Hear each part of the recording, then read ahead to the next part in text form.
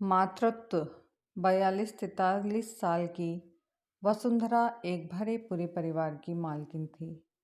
धन धान्य की भी कोई कमी नहीं थी। वसुंधरा अपने घर संसार में, अपने जीवन में बहुत खुश थी, लेकिन वह कभी कभी अचानक से बहुत बेचैन हो उठती। इस बेचैनी का कारण वह खुद भी नहीं जानती थी। शशिकांत जी हमेशा उससे पूछा करते कि वसुंधरा, क्या परेशानी है तुम्हें? पर वह इस बात का कोई जवाब न दे पाती थी। वसुंधरा के तीनों ही बच्चे बड़े हो गए थे। सबसे बड़ा बेटा इंजीनियरिंग कर रहा था, बीच वाला बेटा मैनेजमेंट की पढ़ाई कर रहा था और छोटा 11वीं में था। तीनों ही युवा अवस्था में थे। अब उनके विचार अपने पिता से ज़्यादा मेल खाते थे। वे तीनों ज़्यादातर समय अपने पिता और दोस्तों के साथ बिताते। वसुंधरा चाहती थी कि उसके बेटे उसके साथ कुछ समय बिताएं, पर उनकी हॉबी कुछ अलग थी। पर वे तीनों बच्चे नहीं थे, धीरे धीरे एक पुरुष का रूप धारण करते जा रहे थे। एक दिन वसुंधरा ने शशिकांत जी से कहा, मैं आपसे कुछ मांगना चाहती हूँ।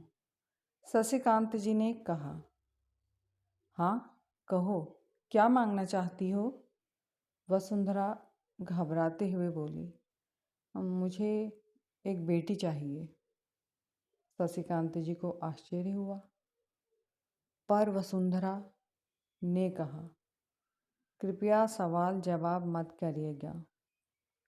शशिकांत जी ने कहा, पर वसुंधरा, इस उम्र में हमारे बच्चे बड़े हो गए हैं, वे क्या सोचेंगे हमारे बारे में?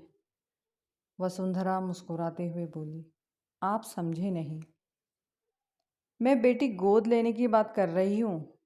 तीनों बेटों के सामने भी यह प्रस्ताव रखा गया।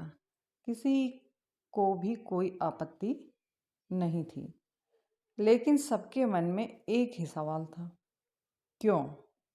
जल्द ही वसुंधरा ने 3 महीने की एक गुड़िया सी बच्ची को अनाथ आश्रम से गोद ले लिया। 3 बार मातृत्व का सुख भोग चुकी वसुंधरा में आज भी वह वात्सल्य जीवित था जो अपने बेटों के समय पर था। इसलिए उन्होंने बेटी के लालन पालन में वात्सल्य की कोई कमी नहीं आने दी। बच्ची को गोद लेने की खुशी में वसुंधरा और शशिकांत जी ने एक समारोह का आयोजन किया। सब नाते रिश्तेदारों को संबोधित करते हुए वसुंधरा बोली, मैं आज अपने परिवार और पूरे समाज को आखिर क्यों का जवाब देना चाहती हूँ। मेरे विचार से हर घर में एक बेटी का होना बहुत आवश्यक है।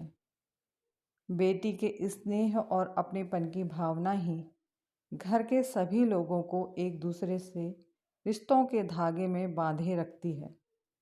3 बेटे होने के बावजूद मैं संपूर्ण रूप से माँ नहीं बन पाई थी। मैं स्वयं का बचपना, स्वयं की परछाई इनमें से किसी में नहीं ढूंढ पाई। बेटी सृजन है, शक्ति है। मुझे बहुत पीड़ा होती है जब मैं सुनती हूँ कि किसी स्त्री ने अपने भ्रूण में ही बेटी की हत्या कर दी।